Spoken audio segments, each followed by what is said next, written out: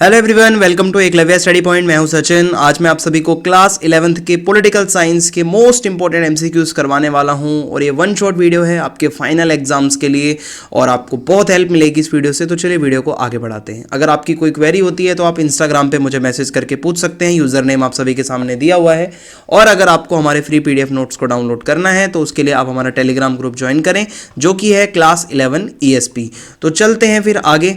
आज का जो हमारा पहला चैप्टर है, मैं आपको चैप्टर वाइज पूरी वन शॉट वीडियो लेके आया हूं। एक ही वीडियो में आपके सारे के सारे जितने भी चैप्टर्स हैं उस सभी के एमसीक्यूज आपको मैं करवा दूंगा। कॉन्स्टिट्यूशन व्हाई एंड हाउ जो आपका चैप्टर है, वहां से सबसे पहला क्वेश्चन है, who was the chairman of the drafting committee of the Indian constitution? Rajendra Prasad, BR Ambedkar, Sardar Patel या जवाहरलाल नेहरू? तो इसका सही आंसर आपका भीमराव अंबेडकर हो जाएगा, क्योंकि वही ड्राफ्टिंग कमेटी के चेयरमैन थे। उसके बाद हमारा सेकंड क्वेश्चन है, when was the Indian constitution adopted? कब इंडियन कॉन्स्टिट्यूशन अडॉप्ट हुआ? 26 जनवरी 1950, 15 अगस्त 1947, 26 नवंबर 1949 या फिर 2 अक्टूबर 1950? तो इंडियन कॉन्स्टिट्यूशन को आप कह सकते हो अडॉप्ट किया गया था 26 नवंबर 1949 को। तो ऑप्शन सी यहाँ पे हमारा सही हो जाएगा।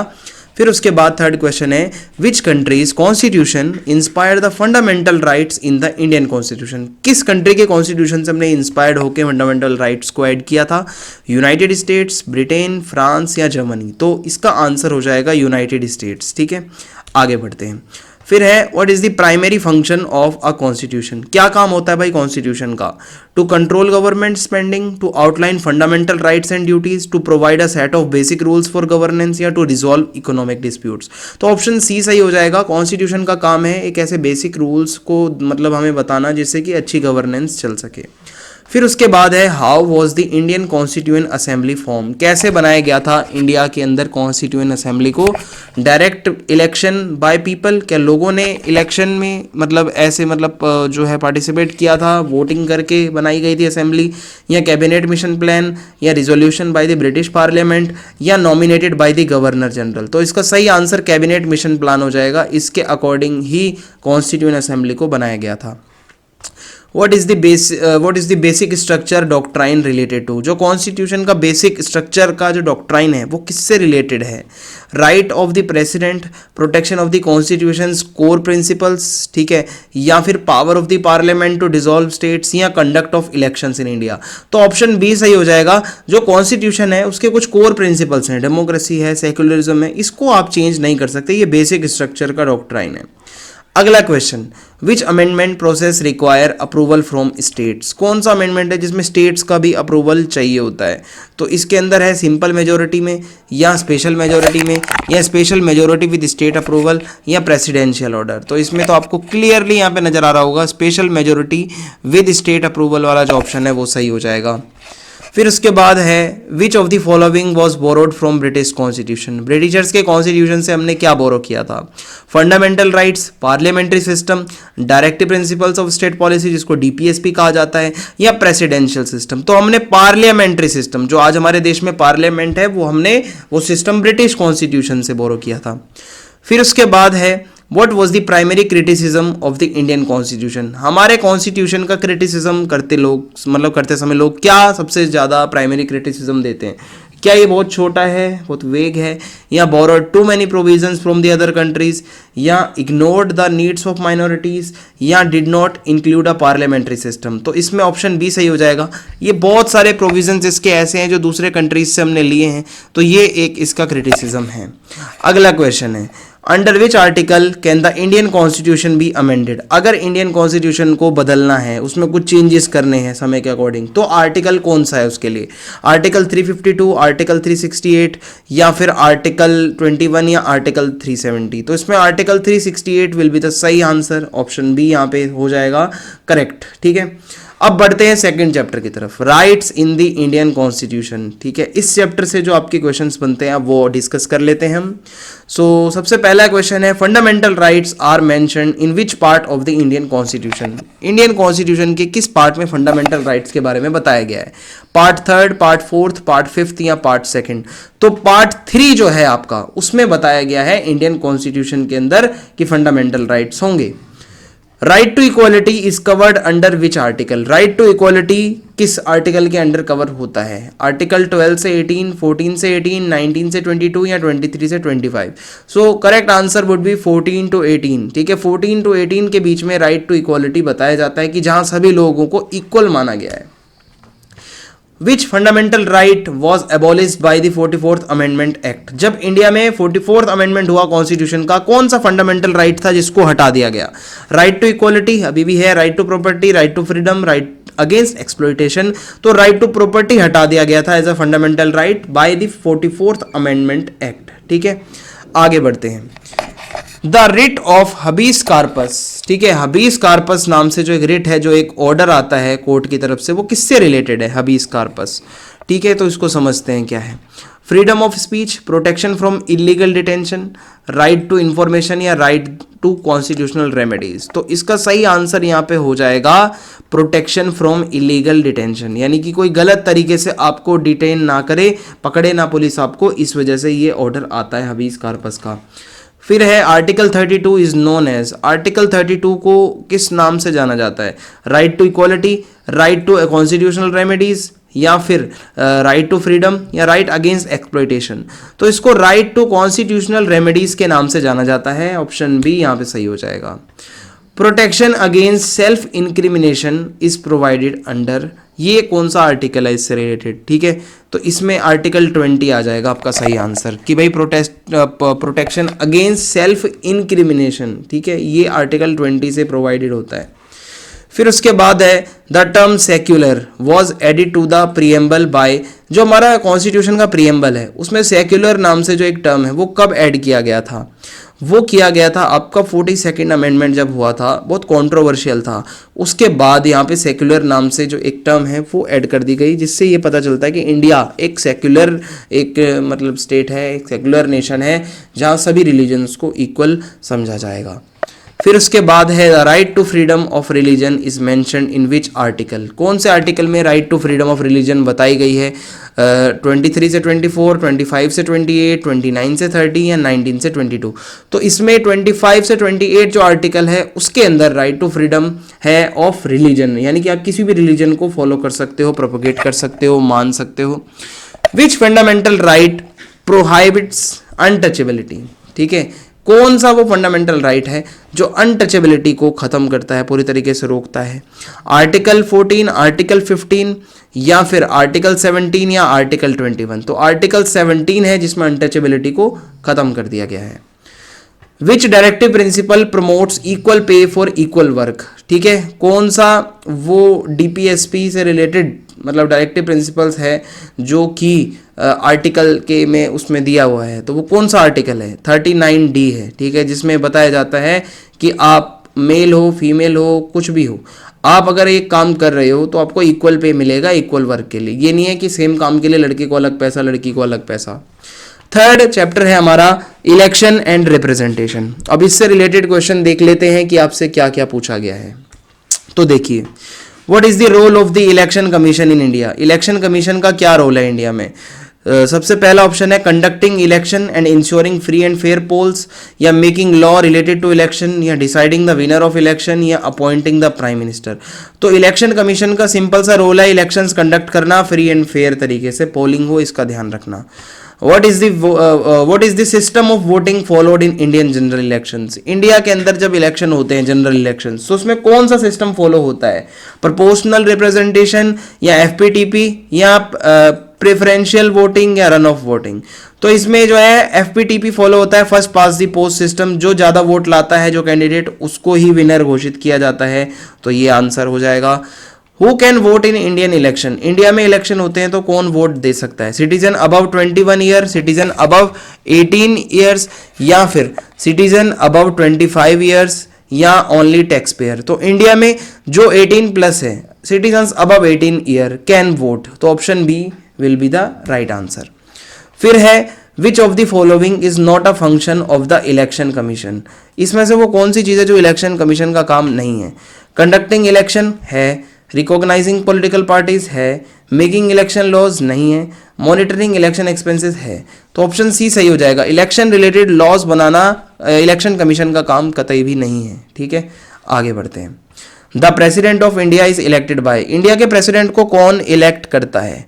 तो इसके अंदर है Lok Sabha and Rajya Sabha member, only member of parliament, या electoral college consisting of MPs and MLAs, या ऑल सिटीजन्स ऑफ इंडिया। तो इसमें सही आंसर ऑप्शन सी हो जाएगा। इलेक्टोरल कोलाज होता है एक, जिसमें एमपीज और कुछ एमएलएज होते हैं जो मिलकर प्रेसिडेंट को इलेक्ट करते हैं। ये इनडायरेक्ट इलेक्शन होता है। Which constitutional body conduct election in India? Supreme court, election commission of India, parliament, या प्रेसिडेंट ऑफ इंडिया? तो इलेक्शन कमीशन ऑफ इंडिया है भाई, जो आपके इंडिया में, हमारे इंडिया में जो है इलेक्शंस करवाती है। The concept of universal adult franchise, इसका मतलब क्या होता है? Only literate people can vote, बस पढ़े लिखे वोट देंगे, या only tax payers can vote, या every adult citizen has the right to vote, या ओनली मेन कैन वोट? तो option C would be correct here. Like every adult citizen, जो adult 18+ है उसको राइट है वोटिंग का। In which year was the voting age in India reduce from 21 to 18? पहले 21 साल as होती थी वोटिंग की, इसको घटाकर माइनस करके 18 कब की गई, रिड्यूस कब किया गया? 1985 में, या फिर 1989 में, 1992 में, या 1996 में? तो ऑप्शन बी सही हो जाएगा, 1989 में ये किया गया था। How many member of the Rajya Sabha are nominated by the president? President कितने मेंबर्स को नॉमिनेट करता है? 2, 10, 12, 15? तो 12 members are nominated in Rajya Sabha by the president. Which of the following state has a bicameral legislature? Bicameral legislature कहां पे है? राजस्थान, महाराष्ट्र, गुजरात, या पंजाब? तो महाराष्ट्र के अंदर है भाई, ऑप्शन बी सही हो जाएगा। फिर आते हैं अपने 4th चैप्टर की तरफ, जो कि है एग्जीक्यूटिव। एग्जीक्यूटिव से फर्स्ट क्वेश्चन है हमारा, who is the head of the executive at the national level in India? National level पे हेड ऑफ द एग्जीक्यूटिव कौन होता है? Prime minister, president, chief justice, या स्पीकर ऑफ लोकसभा? इसका आंसर आप मुझे कमेंट बॉक्स में बताओ कि भाई क्या होना चाहिए, कौन है वो जो हेड ऑफ, इस मतलब यहाँ पे एग्जीक्यूटिव है नेशनल लेवल पे इंडिया में। सेकंड है, what type of executive system does India follow? Presidential, semi presidential, parliamentary, या यूनिटरी? हमारे यहाँ पार्लियामेंट्री सिस्टम फॉलो होता है। यहाँ पे पार्लियामेंट है हमारा, प्राइम मिनिस्टर के पास ज्यादा पावर है, प्रेसिडेंट नॉमिनल होता है, नाम का होता है। फिर उसके बाद है the prime minister of India is appointed by Lok Sabha, Rajya Sabha, president of India, या चीफ जस्टिस ऑफ इंडिया? तो जो प्राइम मिनिस्टर है भाई वो लोकसभा में अपॉइंट होता है, क्योंकि लोकसभा में ही उसको मतलब आना होता है। एमपी बनता है, वो जीत के आता है लोकसभा की सीट को, उसके बाद वो वहां से आगे मतलब दावेदार होता है पीएम बनने का। फिर उसके बाद है the president of India can dissolve, president of India can dissolve, ठीक है, क्या कर सकता है भाई प्रेसिडेंट ऑफ इंडिया? भैया थोड़ी सी मिस्टेक हो गई है, तो यहाँ पे प्राइम मिनिस्टर ऑफ इंडिया जो है उसको यहाँ प्रेसिडेंट ऑफ इंडिया अपॉइंट करता है, ठीक है। लोकसभा में तो उसको जीत के आना पड़ता है, बट यहाँ अपॉइंटमेंट की बात हुई थी तो वो प्रेसिडेंट करता है अपॉइंटमेंट से रिलेटेड काम। आगे बढ़ते हैं। The president of India can dissolve, India का प्रेसिडेंट किस चीज़ को डिसॉल्व कर सकता है, रोक सकता है? राज्यसभा को, लोकसभा को, सुप्रीम कोर्ट को, या इलेक्शन कमीशन को? तो जो इंडिया का प्रेसिडेंट होता है वो लोकसभा को डिसॉल्व कर सकता है, क्योंकि राज्यसभा तो डिसॉल्व होती नहीं। The power to issue ordinance, जो ऑर्डिनेंस होता है जो कि एक ऑर्डर टाइप होता है जो बिल्कुल लॉ के बराबर एक काम करता है, वो कौन इशू कर सकता है? President, prime minister, chief justice of India, या लोकसभा? तो इसका आंसर प्रेसिडेंट हो जाएगा, प्रेसिडेंट के पास है भाई ये पावर। Which emergency provision allows the president to take the control over state government, यानी कि अगर कोई स्टेट में सही से गवर्नेंस नहीं चल पा रही है तो इमरजेंसी लगाई जाती है, तो प्रेसिडेंट सारी पावर, सारी कंट्रोल अपने हाथ में ले लेता है। तो उसके लिए कौन सा प्रोविजन है? आर्टिकल 352, आर्टिकल 356, आर्टिकल 360, या आर्टिकल 368? तो इसके लिए आर्टिकल 356 है, जिसके अकॉर्डिंग प्रेसिडेंट अपने हाथ में कंट्रोल ले लेता है। The prime minister is responsible for, prime minister किस चीज के लिए रिस्पॉन्सिबल है? Head of government, head of judiciary, head of arm forces, या हेड ऑफ लोकसभा? तो यहाँ पे जो प्राइम मिनिस्टर हमारा होता है वो गवर्नमेंट का हेड होता है, मेन भाई गवर्नमेंट जो है वो प्राइम मिनिस्टर ही संभालता है, ठीक है। फिर उसके बाद है the union public service commission, UPSC का क्या काम है, किस लिए रिस्पॉन्सिबल है? वो इलेक्शन कंडक्ट करवाता है, वो सिविल सर्वेंट्स को रिक्रूट करता है, या लॉ एंड ऑर्डर मेंटेन करता है, या बैंक को रेगुलेट करता है? तो इसमें है यहाँ रिक्रूटमेंट करता है वो सिविल सर्वेंट्स का, जो लोग सिविल सर्विसेज में जाना चाहते हैं, आईएएस आईपीएस बनना चाहते हैं, ठीक है। The bureaucracy is a part of which branch of the government, bureaucracy किसका पार्ट है? एग्जीक्यूटिव, लेजिस्लेचर, जुडिशरी या नन ऑफ द अबव? तो एग्जीक्यूटिव का ही पार्ट होता है भाई, क्योंकि लेजिस्लेचर में तो सारे एमपी एमएलए होते हैं, जुडिशरी अलग चीज़ है, तो एग्जीक्यूटिव में ही आती है bureaucracy. Who advises the president in the exercise of executive power? कौन एडवाइज करता है? चीफ जस्टिस ऑफ इंडिया, ठीक है, या फिर लोकसभा स्पीकर, या पीएम और उसकी काउंसिल ऑफ मिनिस्टर, या गवर्नर? तो इसमें प्राइम मिनिस्टर और उसके जो काउंसिल ऑफ मिनिस्टर्स है वो यहाँ पे एडवाइस देते हैं प्रेसिडेंट को।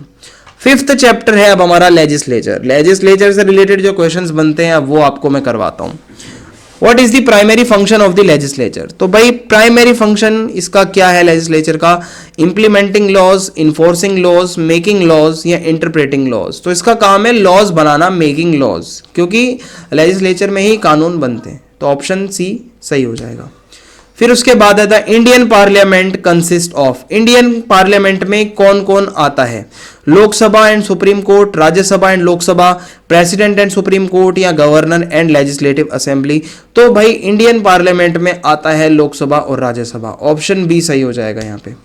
फिर उसके बाद है member of the Lok Sabha are elected for a term of. Lok Sabha के जो मेंबर होते हैं वो 4, 5, 6 या लाइफ टाइम के लिए इलेक्ट होते हैं, तो भाई वो लोग 5 साल के लिए चुने जाते हैं। जो भी लोकसभा एमपी बनता है वो 5 साल के लिए चुना जाता है।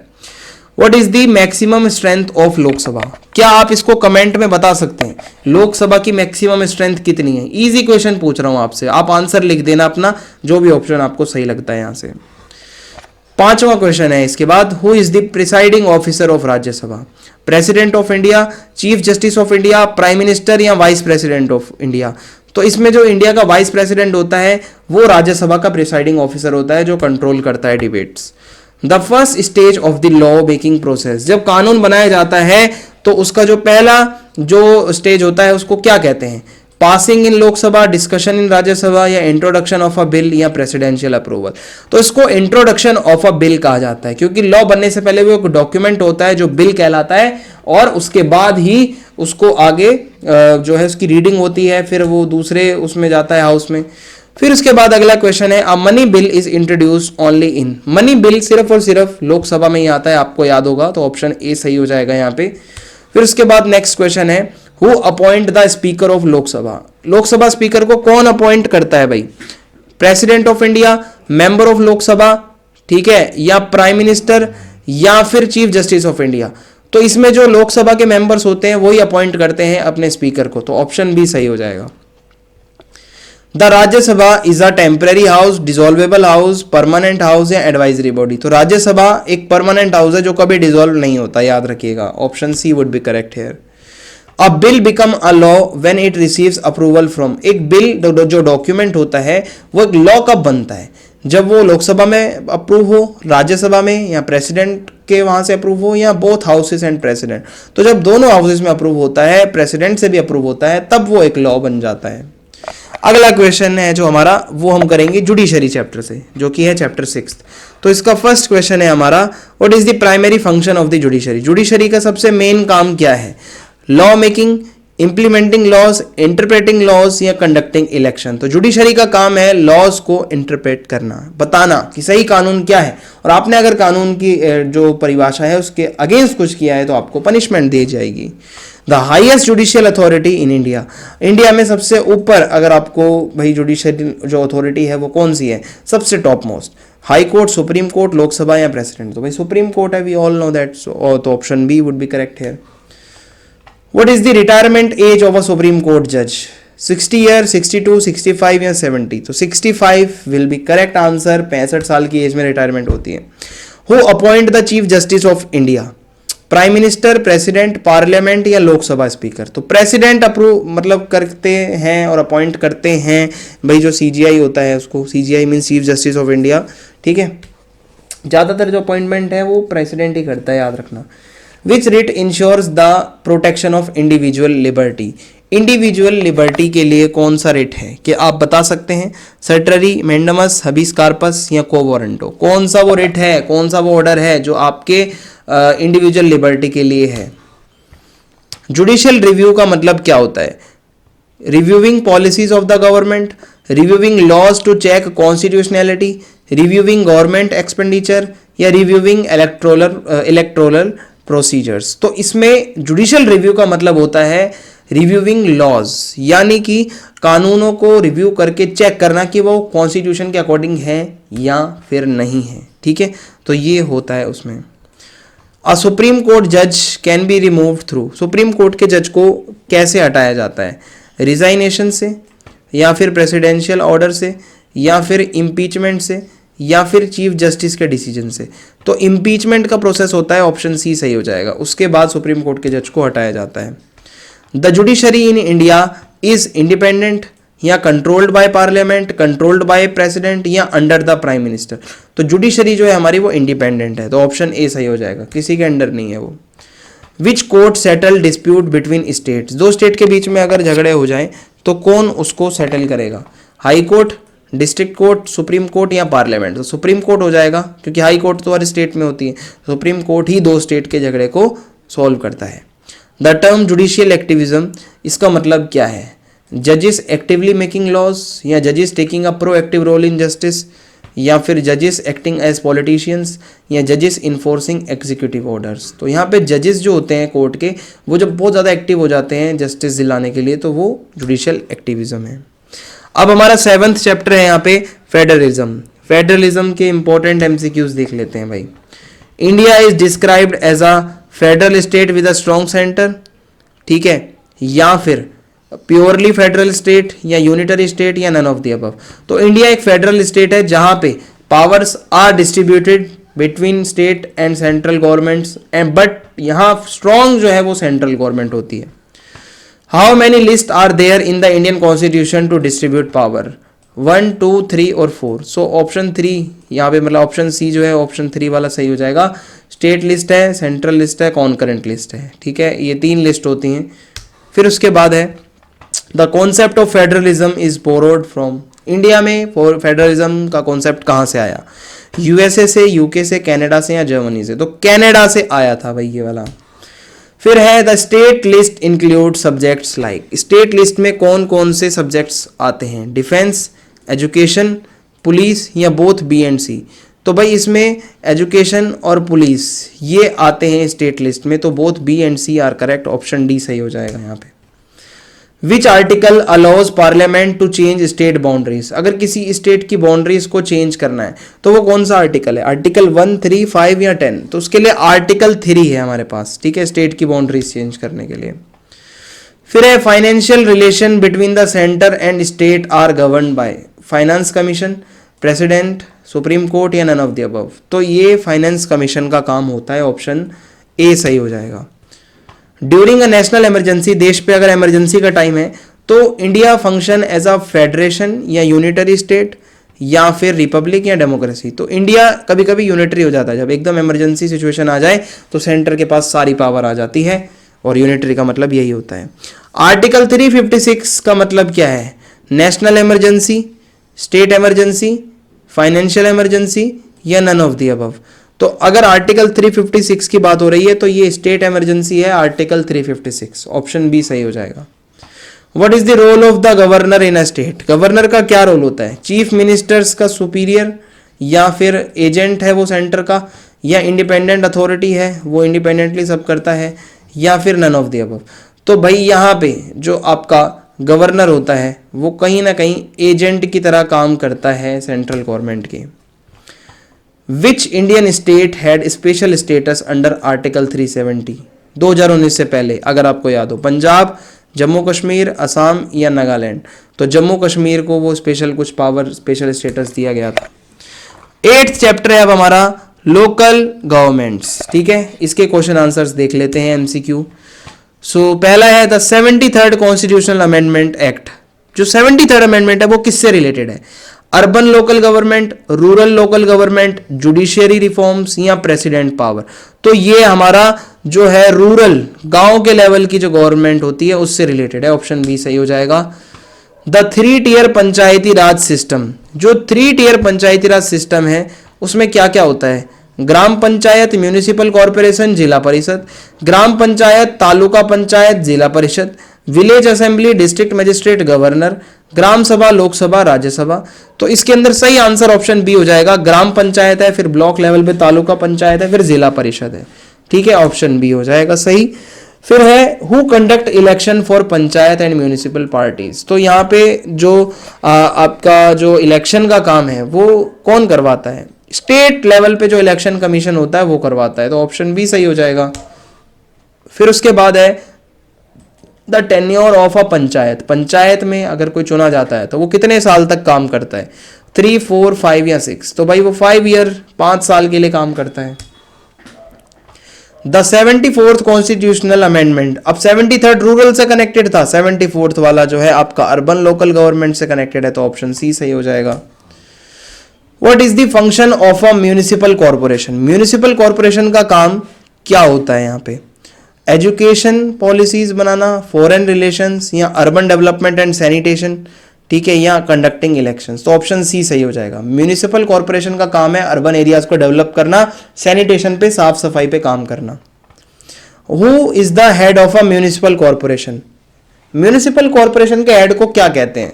सरपंच, मेयर, चीफ मिनिस्टर या कलेक्टर? तो मेयर कहा जाता है जो हेड होता है म्यूनिसिपल कॉर्पोरेशन का। Which amendment provided constitutional status to local governments. कौन सा वो अमेंडमेंट था जिससे लोकल गवर्नमेंट जो होती है, पंचायत, म्यूनिसिपल पार्टीज, इनको एक तरीके से कॉन्स्टिट्यूशनल स्टेटस मिला? तो भाई अभी हमने पढ़ा है पीछे, 73rd और 74th अमेंडमेंट है वो, ऑप्शन भी सही हो जाएगा।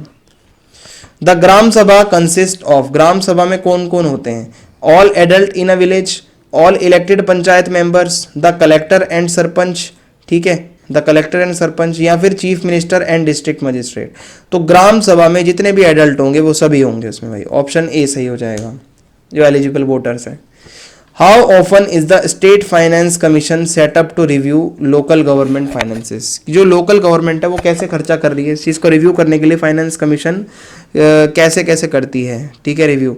हर 3 साल में, हर 4 साल में, हर 5 साल में, हर 10 साल में? तो ये हर 5 साल में काम होता है, एवरी 5 ईयर्स, ठीक है, रिव्यू होता है। 9th चैप्टर है constitution as a living document. इसके क्वेश्चंस देखते हैं एमसीक्यू। तो पहला क्वेश्चन है why is the Indian constitution called a living document. क्यों कहा गया है ऐसा? क्योंकि it is written on special paper, क्या इसलिए?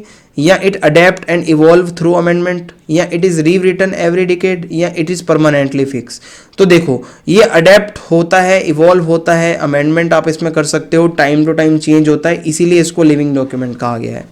फिर उसके बाद यहाँ पे हमारा जो सेकंड जो क्वेश्चन है वो है what is the process of changing the constitution called. Constitution में बदलाव करने के प्रोसेस को क्या कहते हैं? Legislation, judicial review, constitutional amendment, या प्रेसिडेंशियल ऑर्डर? तो कॉन्स्टिट्यूशनल अमेंडमेंट, बदलाव करना, ठीक है, ऑप्शन सी सही हो जाएगा। Which article deal with the amendment process. Article 356, article 368, article 226, या आर्टिकल 123? आर्टिकल 368 है जिसके अंदर बताया गया है कि अमेंडमेंट कैसे होता है। द बेसिक स्ट्रक्चर डॉक्ट्राइन, मैंने आपको बताया था बेसिक चीजें क्या क्या होती हैं। Was establish in which case, कौन सा केस था जब उसके बाद ही ये बेसिक स्ट्रक्चर सामने आया? Golaknath case, Keshavananda Bharati case, Maneka Gandhi case, Minerva Mills case? तो भाई केसर जो आपका ये क्या कहते हैं, केशवानंद भारती, ठीक है, केशवानंद भारती केस है, वहां से ये बेसिक स्ट्रक्चर जो है डॉक्ट्राइन है ये आया था। What does the basic structure doctrine ensure? क्या चीजें इंश्योर होती है इस बेसिक स्ट्रक्चर में? क्या इसके अंदर ये है, इसमें है parliament can change any part of the constitution, क्या कुछ भी बदला जा सकता है? या certain core principles of the constitution can not be altered, या judiciary can make new laws, या emergency power of the president are supreme? तो बेसिक स्ट्रक्चर डॉक्ट्राइन हमें ये कहता है कि कुछ ऐसे कोर प्रिंसिपल्स होते हैं कॉन्स्टिट्यूशन के जिनको कभी भी बदला नहीं जा सकता। फिर उसके बाद अगला क्वेश्चन है हमारा which method of amendment is the most difficult in India. सबसे मुश्किल क्या होता है? सिंपल मेजोरिटी, भाई सिंपल है। Special majority plus state approval, ये सबसे ज्यादा भाई डिफिकल्ट माना गया है, तो ऑप्शन बी सही हो जाएगा, ठीक है। आगे बढ़ते हैं। Which amendment lowered the voting age from 21 to 18, है ना, पीछे भी आया था ये वाला कि भाई 21, लेकिन वो ईयर था, किस ईयर किया गया था। अब आपसे पूछा जा रहा है कौन से अमेंडमेंट में ये हुआ कि 21 से घटाकर 18 एज कर दी गई। 42nd amendment, 44th amendment, 61st amendment, या 73rd अमेंडमेंट? तो ये 61st अमेंडमेंट था जिसके बाद एज को 21 से 18 कर दिया गया था। What is the primary reason for amending the constitution? क्यों बदलाव किया जाता है? To remove unnecessary article, to reflect changing social and political conditions, so या फिर टू एकोमोडेट गवर्नमेंट पॉलिसीज, या टू मेक कॉन्स्टिट्यूशन शॉर्टर। क्यों बदलाव होता है? क्योंकि सोशल पॉलिटिकल कंडीशन चेंज होती रहती हैं, तो उसके लिए बहुत ज़रूरी है अमेंडमेंट करना। ऑप्शन बी सही हो जाएगा। Who has the final authority on whether an amendment violates the basic structure? कि भाई अगर कोई बदलाव हुआ और उसमें अगर लगता है कि भाई हाँ बेसिक स्ट्रक्चर को वायलेट किया जा रहा है, तो वो कौन फाइनल डिसीजन लेगा? प्रेसिडेंट वो बताएगा, पार्लियामेंट, या सुप्रीम कोर्ट, या प्राइम मिनिस्टर? तो भाई ये सुप्रीम कोर्ट ही बता सकता है कि वो सही किया है या नहीं किया। The constitution was adopted on, I guess ये क्वेश्चन हमने कर लिया था फर्स्ट चैप्टर में ही, तो लेट्स स्किप दिस। अब है हमारा chapter 10, the philosophy of Indian constitution, या फिर the philosophy of the constitution. इसमें हम समझते हैं क्या क्या क्वेश्चन आ सकते हैं। The philosophy of the Indian constitution is based on, जो हमारे इंडियन कॉन्स्टिट्यूशन की फिलॉसफी है वो किससे मतलब इंस्पायर्ड है या किस पर बेस्ड है? वेस्टर्न वैल्यूज़ हैं इसमें सिर्फ, या रिलीजियस स्क्रिप्चर से ये इंस्पायर्ड है, या अ mix of Indian and modern values, या मिलिट्री रूल? तो ऑप्शन सी सही हो जाएगा। इंडियन और मॉडर्न दोनों वैल्यूज़ को मिक्स करके इसमें दिखाया जाता है हमारे इंडियन कॉन्स्टिट्यूशन में। Which value is not part of the Indian Constitution? Socialism, communism, secularism, democracy. Socialism है, सेकुलरिज्म भी है, डेमोक्रेसी भी है, बट कम्युनिज्म नहीं है, तो ऑप्शन बी सही हो जाएगा, है ना। कम्युनिज्म की कोई बात नहीं की गई। द प्रीएम्बल, प्रीएम्बल आप सभी को पता होगा, आपके बुक में 3-4 पेज आगे पलटाओ दिख जाएगी आपको लिखी हुई। Preamble of Indian constitution contain which ideals? कौन से वर्ड हैं जो उसमें लिखे हुए हैं प्रीएम्बल में? Liberty, equality, fraternity, wealth, power, stability, caste, religion, regionalism, war, defence, strategy. तो ऑप्शन ए सही हो जाएगा, लिबर्टी, इक्वालिटी, फ्रेटर्निटी। भाईचारा, सभी एक साथ रहो, सभी फ्री रहो, फ्रीडम के साथ जियो और इक्वल रहो सभी। Who said the constitution is a political Bible? किसने ये बात बोली थी? जवाहरलाल नेहरू ने, भीमराव अम्बेडकर ने, महात्मा गांधी ने, या राजेंद्र प्रसाद ने? तो भीमराव अम्बेडकर ने कहा था हमारा कॉन्स्टिट्यूशन एक पॉलिटिकल बाइबल होता है, ठीक है, इतना होली है। फिर है the Indian constitution promotes rigid governance, absolute power of parliament, या democratic and social justice principle, या वन पार्टी रूल? तो हमारा इंडियन कॉन्स्टिट्यूशन जो है वो डेमोक्रेटिक और सोशल जस्टिस के ऊपर बात करता है, ऐसे प्रिंसिपल्स हमें देता है जिससे डेमोक्रेसी फॉलो हो कंट्री में, सोशल जस्टिस मिले लोगों को। The philosophy of the constitution, जो हमारे इंडियन कॉन्स्टिट्यूशन की फिलॉसफी है वो किस पे फोकस करती है यहाँ पे? प्रोटेक्टिंग ओनली द मेजोरिटी, या ensuring minority rights and diversity, या अलाउिंग ओनली इकोनॉमिक ग्रोथ, या स्ट्रेंथनिंग मिलिट्री रूल? तो हमारे जो कॉन्स्टिट्यूशन की फिलॉसफी है वो इस चीज़ के ऊपर फोकस करती है, माइनॉरिटी जो राइट्स हैं, जो लोग माइनॉरिटी में हैं उनके भी कुछ राइट्स होते हैं, इतनी डाइवर्सिटी है इंडिया में, सो वो सही तरीके से लोग रहें, ठीक है, ये चीज़ हमारे कॉन्स्टिट्यूशन की फिलॉसफी में है। फेडरलिज्म इन इंडिया इंश्योर्स, जो हमारे इंडिया का फेडरलिज्म है वो क्या चीज़ इंश्योर करता है? Equal power to all state, या a balance between the centre and state, ठीक है, या फिर state can function independently, centre के मतलब बिना उसके कुछ भी स्टेट कर रहा है, या the centre can override all state decisions, ऐसा भी नहीं है। तो एक बैलेंस है भाई, फेडरलिज्म जो है इंडिया में वो एक बैलेंस बनाता है सेंटर और स्टेट के बीच में। Universal adult franchise in India, इसका क्या मतलब है? Only the wealthy can vote, या एवरी एडल्ट सिटीजन, या ओनली मैन, या ओनली 30+? तो भाई ऑप्शन बी सही हो जाएगा, सभी एडल्ट सिटीजन के पास वोटिंग का राइट है।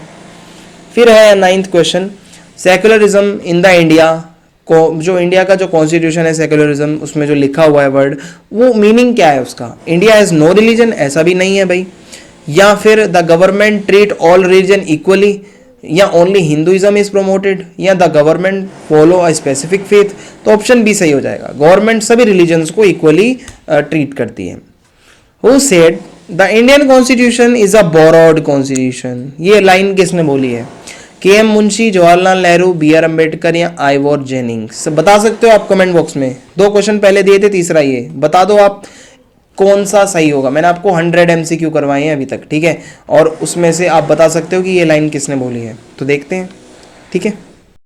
तो अब मैं आप सभी को बुक सेकंड से जो आपके एमसीक्यूज हैं वो करवाने वाला हूँ। तो जो बुक सेकंड से आपका फर्स्ट चैप्टर है वो है पॉलिटिकल थियोरी एंड इंट्रोडक्शन। तो आइए देखते हैं इसके इंपॉर्टेंट एमसीक्यूज को। सबसे पहला क्वेश्चन हमसे पूछता है कि what is the primary focus of political theory. किस चीज़ पे पॉलिटिकल थ्योरी फोकस करता है? इकोनॉमिक डेवलपमेंट पे, study of political idea and governance पे, या मिलिट्री स्ट्रेटेजीज पर, या रिलीजियस फिलॉसफी पर। तो पोल थ्योरी फोकस करता है स्टडी ऑफ पॉलिटिकल आइडियाज़। इसमें पॉलिटिकल आइडियाज़ को पढ़ा जाता है और गवर्नेंस को पढ़ा जाता है। इसके बाद नेक्स्ट क्वेश्चन है हमारा, which philosopher is known for the book the Republic that discusses justice? Aristotle, Plato, Rousseau, या फिर होब्स? तो प्लेटो है फिलोसफर जिन्होंने जो जाने जाते हैं बुक द रिपब्लिक के लिए। उसके बाद नेक्स्ट क्वेश्चन है, what does political theory help define? किस चीज़ में वो हमें हेल्प करती है? टैक्सेशन पॉलिसीज़ में, या फिर मिलिट्री स्ट्रेटजीज में, या values like freedom, equality, justice, या ट्रेड रेगुलेशंस में? तो पोल थ्योरी आपको मदद करता है फ्रीडम, इक्वालिटी एंड जस्टिस जैसे कॉन्सेप्ट्स को समझने में। तो ऑप्शन सी सही हो जाएगा। Next question is, why is government necessary according to political theory? क्यों गवर्नमेंट जो है वो बहुत ज़्यादा ज़रूरी होती है? ऑप्शन ए है यहाँ पे to increase business profit, option B है to control the economy, option C है to maintain law, order and fairness in society, और ऑप्शन डी है टू क्रिएट सोशल डिवीजन। तो गवर्नमेंट बहुत ज़्यादा इंपॉर्टेंट है लॉ एंड ऑर्डर मेंटेन करने के लिए और सोसाइटी में फेयरनेस रहे इसके लिए। Next question is, what did Gandhi mean by saying politics is like the coils of a snake? यानी कि ऐसा स्टेटमेंट गांधी जी ने क्यों दिया? आप क्या मानते हैं? क्योंकि पॉलिटिक्स डेंजरस है, या politics is unavoidable in society, या फिर politics is a waste of time, या only rich people should engage in politics? तो इसलिए गांधी जी ने कहा क्योंकि पॉलिटिक्स जो है वो अनअवॉइडेबल है। पॉलिटिक्स के बिना सोसाइटी आप कैसे चलाओगे? क्योंकि गवर्नमेंट तो चाहिए सोसाइटी को ऑर्गेनाइज करने के लिए, मैनेज करने के लिए। ऑप्शन बी सही हो जाएगा। फिर हमारा नेक्स्ट क्वेश्चन है, which political thinker advocated for a social contract theory? Karl Marx, Rousseau, John Locke, या मैकियावेली? क्या आप कमेंट बॉक्स में बता सकते हैं कि कौन से वो थिंकर हैं जिन्होंने सोशल कॉन्ट्रैक्ट थ्योरी के बारे में बताया था? तो ऑप्शंस हैं आपके सामने। अगला क्वेश्चन है हमारे सामने, political theory also help in evaluating the performance of actors, या current political event and policies, या फिर द इम्पोर्टेंस ऑफ सेलिब्रिटीज़, या पॉपुलर कल्चर? पोल थ्योरी हमें मदद करती है आज की डेट में भी जो पॉलिटिकल इवेंट्स और जो पॉलिसीज़ बनाई जाती हैं उसमें। तो ऑप्शन बी सही हो जाएगा। Who among the following is not a political thinker? Aristotle, Karl Marx, Newton, या रूसो? तो भाई ये सारे तो पॉलिटिकल थिंकर हैं, बट एक न्यूटन नहीं है। भाई न्यूटन तो साइंस से रिलेटेड है ना, आपने पढ़ा होगा साइंस में इनके लॉज वगैरह को। अगला क्वेश्चन है यहाँ पे, व्हाट रोल? तो अब हम देखते हैं कि what role does political theory play in democracy? Option A है एलिमिनेट पब्लिक पार्टिसिपेशन, ठीक है, ऑप्शन ए है यहाँ पे हमारा एलिमिनेट पब्लिक पार्टिसिपेशन।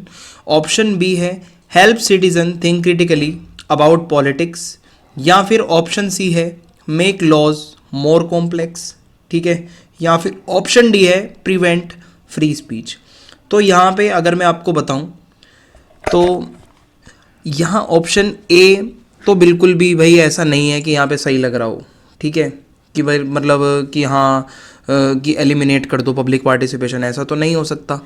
हेल्प जरूर करती है भाई पोल थ्योरी हमें, help citizen think critically about politics, यानी कि हमें मदद कर सकती है सिटीजन्स को कि हाँ आप पॉलिटिक्स के बारे में क्रिटिकली सोच पाओ। तो ऑप्शन बी सही हो जाएगा। अब हम नेक्स्ट क्वेश्चन की तरफ बढ़ते हैं, what is one of the core question of political theory? तो इसमें कोर क्वेश्चन क्या हो सकता है? How should a government function, या what is the best exercise for fitness, या how to increase business profit, या how to celebrities influence politics? तो इसमें आप कह सकते हो कि ऑप्शन ए सही हो जाएगा, हाउ शुड गवर्नमेंट फंक्शन। ये मेनली पॉलिटिकल थ्योरी हमें एक कोर में जो इसके क्वेश्चन है वो ये होता है। Now the second chapter freedom, इसके क्वेश्चन को समझते हैं। सबसे पहला क्वेश्चन है यहाँ पे, what is the basic meaning of freedom? क्या समझते हो आप फ्रीडम से? एब्सेंस ऑफ कॉन्स्ट्रेंट्स, या फिर अनलिमिटेड पावर, या गवर्नमेंट कंट्रोल, या economic wealth?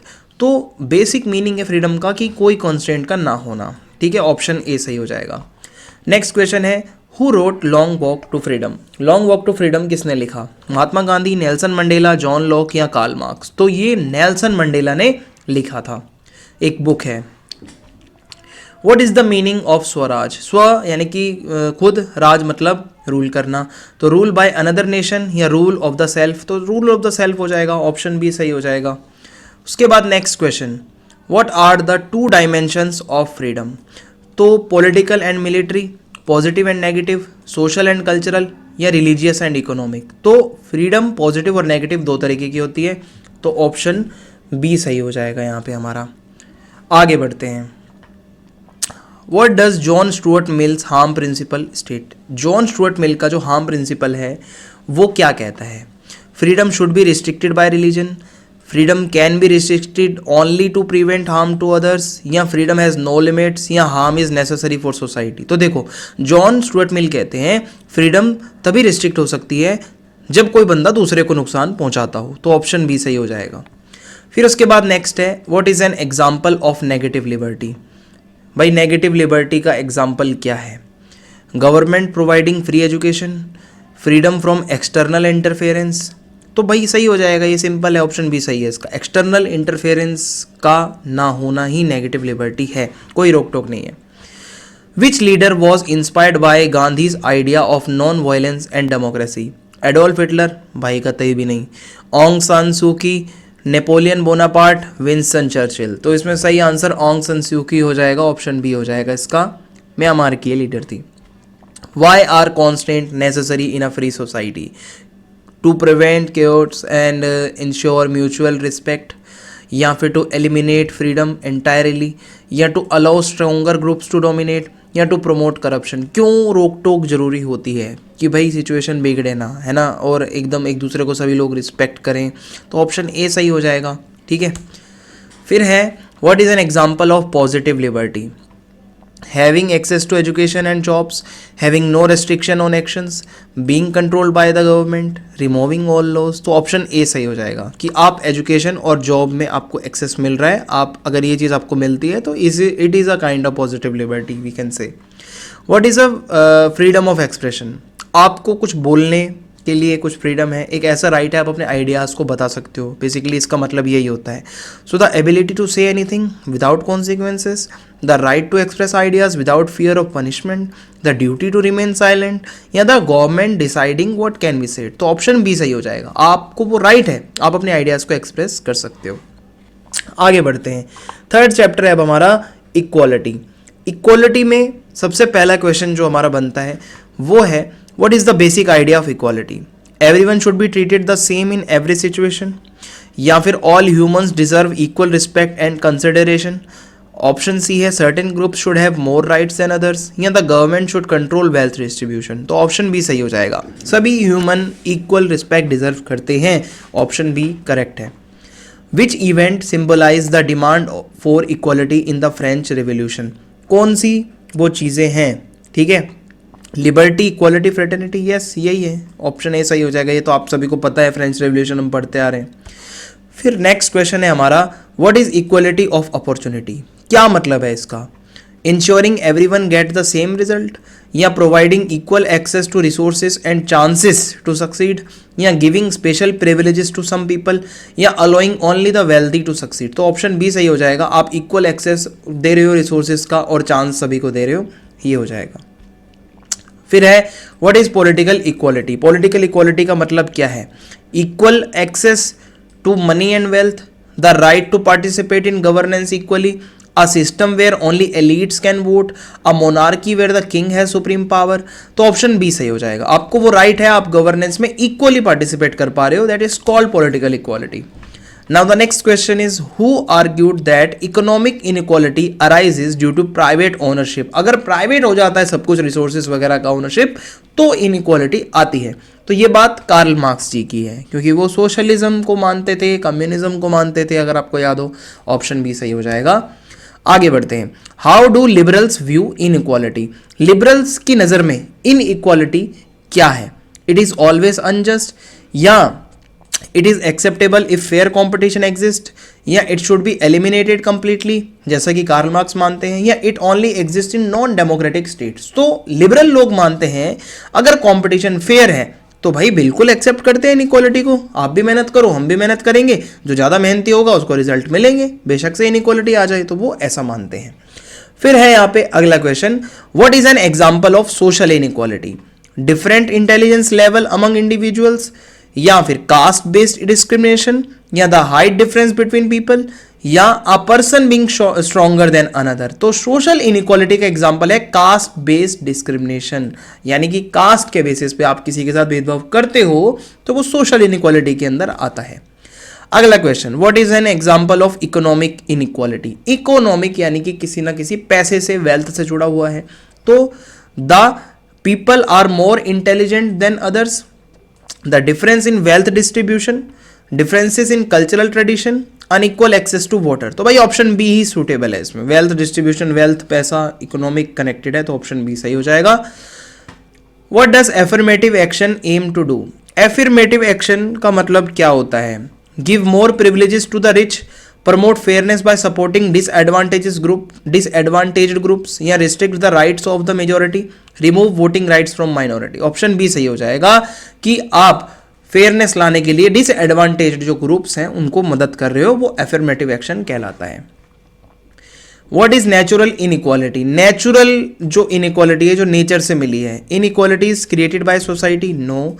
Differences in innate physical और मेंटल एबिलिटीज, ठीक है, या गवर्नमेंट इम्पोज रिस्ट्रिक्शंस, या अनइक्वल एजुकेशन। तो ऑप्शन बी सही हो जाएगा। ऐसे कुछ भेदभाव जो होते हैं, अलग अलग डिफरेंसेस जो फिजिकल हैं, मेंटल एबिलिटीज से कनेक्टेड हैं, तो वो नेचुरल ही होते हैं।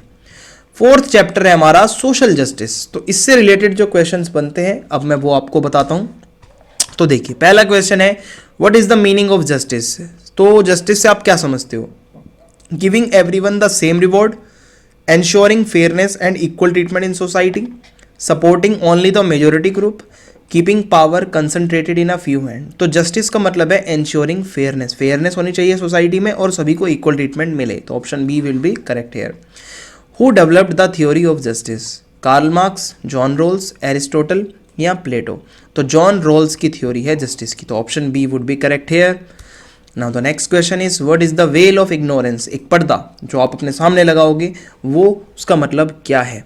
तो ये a law preventing people from learning about justice, या a thought experiment where people design fair rules without knowing their social status? yes, option B सही हो जाएगा। ठीक है, ये तो सिंपल ही पता चल रहा है यहाँ से। Now the next question is, what is an example of proportionate justice? Proportionate justice का example क्या है? Every student getting the same marks? no.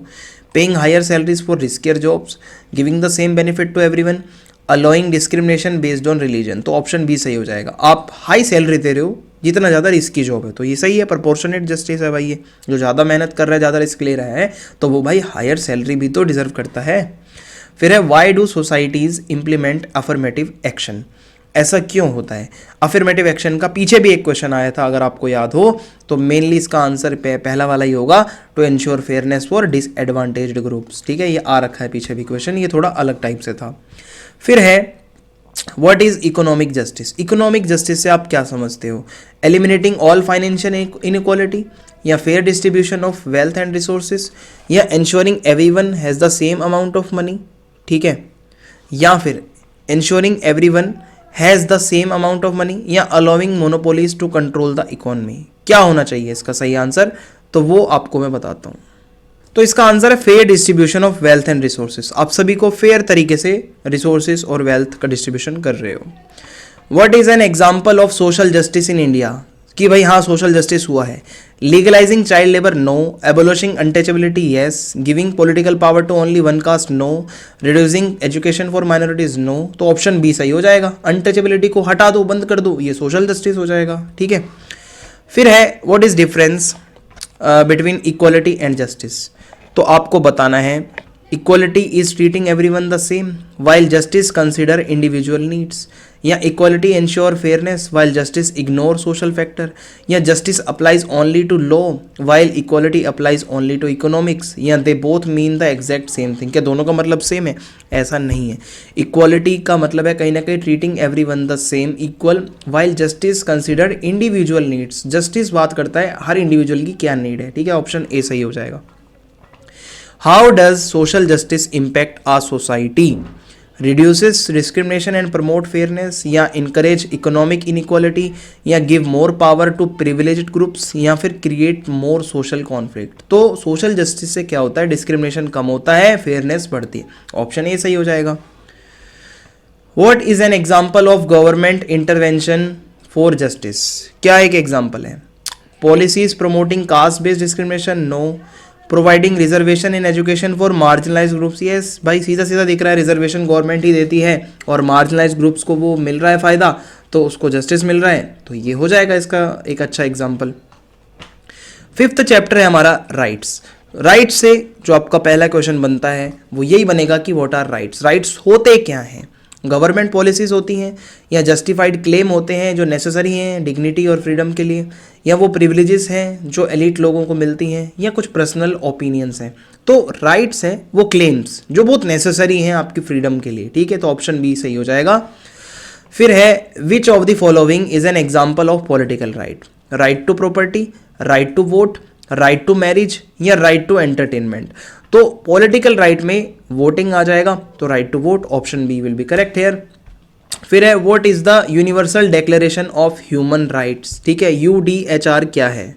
Option A है अ डॉक्यूमेंट एस्टेब्लिशिंग मोनार्की, या a declaration of war, a set of human rights recognized world wide, या a financial agreement. तो human rights हैं, तो human rights वाला option देख लो, option C सही हो जाएगा, बाकी तो कुछ मैच भी नहीं कर रहा।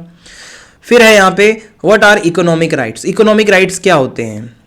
Rights ensuring fair wages, employment and social security, या rights to free speech and movement, ठीक है, या फिर rights to vote and contest elections, या right to form a religion. तो ऑप्शन ए सही हो जाएगा।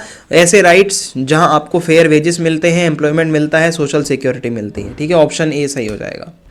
नेक्स्ट क्वेश्चन है what does the right to freedom of expression protect? ठीक है, किस चीज को प्रोटेक्ट करता है वो? ठीक है, the right to harm others through speech, या the right to express views without fear of punishment. हाँ, आप बिना किसी डर के अपनी बात रख पाते हो, तो यही आपका right to freedom of expression protect करता है, ऑप्शन बी सही हो जाएगा। फिर है what is the source of natural right? Natural right कहाँ से आए हैं? गवर्नमेंट ने दिए हैं, डिवाइन है, ठीक है, या बिजनेस एग्रीमेंट है, या मिलिट्री ऑर्डर है। तो नेचुरल राइट आपके डिवाइन है, कहीं ना कहीं नेचुरल है, नेचर से मिले हैं हमें। 7th है हमारा question which document grant fundamental right in India? The Indian Penal Code, the Indian constitution, the British constitution, या द यूनाइटेड नेशंस चार्टर। तो हमारा इंडियन कॉन्स्टिट्यूशन है जो हमें फंडामेंटल राइट्स देता है। फिर है why do rights evolve over time? Rights कैसे क्यों इवॉल्व हुए हैं, ऐसा क्यों हुआ है? क्योंकि because human needs and society change होती रहती हैं, या फिर बिकॉज राइट्स आर टेम्पररी, या because governments do not enforce them, या because rights have no universal meaning. तो देखो ह्यूमन नीड्स और सोसाइटी चेंज होती है, इसीलिए ऑप्शन ए यहाँ पे हमारा सही आंसर हो जाएगा। ठीक है, आगे बढ़ते हैं। नेक्स्ट चैप्टर है हमारा सिटीजनशिप। तो सिटीजनशिप से देखते हैं कौन कौन से वो एमसीक्यूज हैं जो आपके बनते हैं। सबसे पहला क्वेश्चन है यहाँ पे what does citizenship mean? Citizenship का मतलब क्या होता है? Being a resident of any country, आप रह रहे हो, क्या सिटीजन हो? No. Being a full and equal member of political community और a state? Yes, option B यहाँ पे सही हो जाएगा। आगे बढ़ते हैं। Which of the following is not a political right of citizens? The right to vote है, और इसके बाद है the right to participate in government decisions है, the right to free speech है, the right to own all national resources? No भाई, ये तो नहीं है, तो ऑप्शन डी सही हो जाएगा। आगे बढ़ते हैं। इसके बाद जो हमारा नेक्स्ट क्वेश्चन है वो पूछता है हमसे कि what is the main purpose of socio economic rights? Socio economic rights का मेन पर्पस क्या होता है? ठीक है, to provide equal religious opportunity, या to ensure access to education and fair wages, या to control wealth distribution, to support political leader. तो option B सही हो जाएगा। हाँ भाई, आपको एजुकेशन में वो इक्वल एक्सेस मिले, ठीक है, और इसके अलावा आपको फेयर वेजेस मिले, आप जो काम करते हो, तो वो हो जाएगा इसमें। तो चलिए अब हमारा नेक्स्ट क्वेश्चन है, which historical event significantly contributed to the idea of citizenship rights in Europe? French Revolution, Industrial Revolution, American civil War या बर्लिन कॉन्फ्रेंस? तो इसका फ्रेंच रेवोल्यूशन सही आंसर हो जाएगा। यही वो इवेंट था जहाँ से सिटीजनशिप का आइडिया, सिटीजनशिप के राइट्स, ये सब यूरोप में आए। अगला क्वेश्चन है हमारा, what does full and equal membership in citizenship mean? इसका मतलब क्या है? फुल एंड इक्वल मेंबरशिप का मतलब क्या होता है? Being allowed to live in any country, या having the same rights and opportunities as other citizens, या being able to vote multiple times, या owning land in the country? तो full and equal membership का मतलब है आपको same rights और opportunities मिलना बाकी के सिटीजन्स की तरह। तो ऑप्शन बी यहाँ पे सही हो जाएगा। अगला क्वेश्चन है, what struggle did black Africans face in south Africa? कौन से स्ट्रगल थे जो उन्होंने फेस करे? ठीक है, फिर इसके बाद यहाँ पे अगर आप देखोगे कि रिलीजियस डिस्क्रिमिनेशन, ऐसा तो नहीं था। Decades long fight against a white minority for equal rights, या colonial rule under British empire, या फिर सिटीजनशिप बेस्ड ऑन रेस? क्या आंसर होना चाहिए इसका? क्या स्ट्रगल फेस किया उन्होंने? आप बता सकते हो कौन सा ऑप्शन सही होगा इसमें, तो मैं आपका आंसर जरूर देखूंगा कमेंट बॉक्स में। अगला क्वेश्चन देखते हैं, which of the following group often face statelessness? कौन से वो ग्रुप होते हैं जो कभी कभी स्टेटलेसनेस को फेस करते हैं, मीन्स निकल जाएं वो अपने स्टेट से ही, या उनको वहाँ पे वो ना जा पाएँ किसी तरीके से? तो पॉलिटिकल लीडर नहीं, डिप्लोमेट्स नहीं, refugee and illegal migrants yes, refugee लोग ही होते हैं ना, जो लोग किसी वॉर की वजह से, कोई पॉलिटिकल टेंशन की वजह से इधर से उधर चले जाते हैं। तो ऑप्शन सी सही हो जाएगा। नेक्स्ट क्वेश्चन है, what is an example of global citizenship? ठीक है, क्या एग्जाम्पल हो सकता है? Only caring for national interest, या helping solve global issues like climate change, या keeping trade only within one country, या supporting a single religion globally? तो ग्लोबल सिटीजनशिप का एग्जाम्पल है आप ग्लोबल इशूज़ को मिलकर सॉल्व कर रहे हो, जैसे क्लाइमेट चेंज वगैरह है। तो ऑप्शन बी सही हो जाएगा। फिर उसके बाद है, which is a major cause of tension in citizenship? क्या इसमें दिक्कत आती है सिटीजनशिप में? तो limited resources like jobs and education, या free health care for everyone, या equal voting rights for all citizens, या balance economic growth? Major cause of tension जो है सिटीजनशिप में, वो है कि लोगों के पास ना देशों में रिसोर्सेज नहीं हैं जॉब्स और एजुकेशन से रिलेटेड, तो ऐसे में दिक्कत आती है। आगे बढ़ते हैं, which type of movement seeks equality in education and jobs in India? Women movement, Dalit movement, tribal movement, या माइग्रेंट वर्कर मूवमेंट? तो दलित मूवमेंट है। दलित लोगों को एजुकेशन से दूर रखा गया था, उनको कोई काम नहीं करने दिया जाता था, तो ये आंसर सही है। अगला चैप्टर है हमारा नेशनलिज्म। तो नेशनलिज्म से जो एमसीक्यूज बनते हैं, अब मैं वो डिस्कस करता हूँ आपके साथ। पहला क्वेश्चन है, व्हाट इज़ नेशनलिज्म? आपसे अगर कोई पूछे कि नेशनलिज्म क्या है, a political system that remove all border, या loyalty and pride for one's nation with the desire for self rule, या the idea that all nations should merge, या an economic system based on trade? तो nationalism क्या है? आप अपने देश के लिए लॉयल हो, आप वो प्राइड मतलब रखते हो, ठीक है, अपने देश के लिए एक अच्छी फीलिंग रखते हो, अच्छा फील करते हो बताते हुए खुद को इंडियन जैसे कि, है ना? तो ऑप्शन बी सही हो जाएगा। अगला क्वेश्चन है हमारा, which countries were form through nationalism in the 19th century? India and China, Germany and Italy, Canada and Australia, Russia and Japan? तो जर्मनी और इटली बने थे नेशनलिज्म से, ठीक है, इनका यूनिफिकेशन हुआ था, तो ऑप्शन बी सही हो जाएगा। What happen to large empires due to nationalism? अगर नेशनलिज्म की फीलिंग आती है बड़े बड़े एम्पायर्स के अंदर, तो क्या होता है? क्या वो स्ट्रांग हो जाते हैं, या they were replaced by monarchies, या they broke apart into smaller nations, या they merge into a single state? तो कभी कभी क्या होता है, जब बड़े बड़े एम्पायर्स में नेशनलिज्म ज़्यादा होता है तो वो टुकड़ों में बढ़ जाता है, अलग अलग छोटे छोटे से देश बन जाते हैं। अगला क्वेश्चन देखते हैं, what is separatist nationalism? Separate यानी कि किसी चीज़ को अलग करना, एक ऐसी फीलिंग आना कि आप ग्रुप कुछ ऐसे हैं कुछ कंट्री के जो अपनी अलग कंट्री बनाना चाह रहे हैं। तो a movement to unite small regions into one? No. A movement where groups want to form their own country? Yes. जैसे कि मैंने आपको इसका मीनिंग बताया, तो सीधा सीधा मीनिंग लिखा हुआ है यहाँ पे, ऑप्शन बी सही हो जाएगा हमारा। फिर उसके बाद है, व्हाट इज़ एन इमेजिन्ड, ठीक है, imagined community in nationalism? Imagined community क्या होता है? अ फिजिकली डिफाइंड नेशन, ठीक है, या फिर a community based on shared beliefs and culture, a virtual state created online, या a global economic alliance. Imagined community है अ कम्युनिटी जिसके सेम बिलीफ और सेम कल्चर हैं, जो शेयर करते हैं एक जैसे, तो वो आ जाएगा इसमें। Which factor does not define a nation, इसमें से वो कौन सा फैक्टर है जो एक नेशन को डिफाइन नहीं करता? Shared beliefs, common history, connection to a territory, a single political party. ये तीन तो हैं भाई आपके एनसीईआरटी में दिए हुए, ये वाला पॉइंट अलग ही है भाई, तो ऑप्शन डी सही हो जाएगा। हमारा अगला क्वेश्चन है what is national self determination. Option A है a nation's right to govern itself, the right of rulers to choose laws, the idea that only monarch should rule, या a theory of economic growth. तो इसमें option A सही हो जाएगा कि हर nation का अपना एक राइट होता है खुद को गवर्न करने का, तो इसमें आप कह सकते हो कि option A will be correct here. ठीक है, अब हम आगे बढ़ते हैं। Which war led to the creation of new states based on national self determination. कौन सी वो वॉर थी जिससे न्यू स्टेट्स बने? World war one, American civil war, cold war, या कोरियन वॉर। तो ऑप्शन ए सही हो जाएगा। वर्ल्ड वॉर फर्स्ट ऐसा वॉर था जिससे न्यू स्टेट्स या न्यू कंट्रीज बनी, ठीक है, जो चाहते थे खुद पे वो खुद गवर्न करें। Next question is what is the problem with creating separate states for every cultural group. Suppose एक देश में इतने सारे कल्चर्स के लोग होंगे, तो क्या हर ग्रुप को आप अलग देश बना के दे सकते हो? ये बहुत बड़ी प्रॉब्लम है। It leads to economic and political instability, या इट स्ट्रेंथन्स ग्लोबल डेमोक्रेसी, या it helps to improve trade relations, या फिर इट स्टॉप्स कॉन्फ्लिक्ट परमानेंटली। तो देखो होता क्या है, इकोनॉमिक और पॉलिटिकल इनस्टेबिलिटी आ जाएगी अगर आप हर छोटे छोटे ग्रुप को एक अलग सेपरेट स्टेट बना के दोगे। What does pluralism mean? ठीक है, प्लूरलिज्म का मतलब क्या होता है? The believe that only one culture should exist in a country, या allowing different culture groups to coexist peacefully, या separating people based on religion, या establishing a single language policy.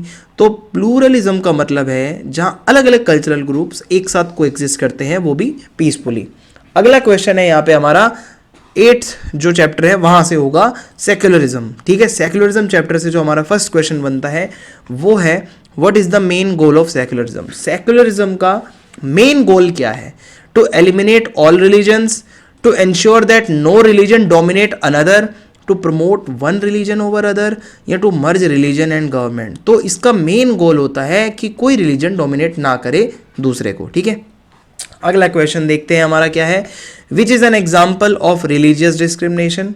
Religious discrimination का एक example कौन सा है यहाँ पे? Equal voting right for all citizen, या minority religious groups being denied right, secular laws applying to all equally, freedom to practice any religion. तो religious discrimination होता है जब आप किसी माइनॉरिटी रिलीजियस ग्रुप को राइट्स ना दो, तो ऑप्शन बी सही हो जाएगा यहाँ पे। थर्ड क्वेश्चन है What is inter-religious domination? Inter-religious domination क्या होता है?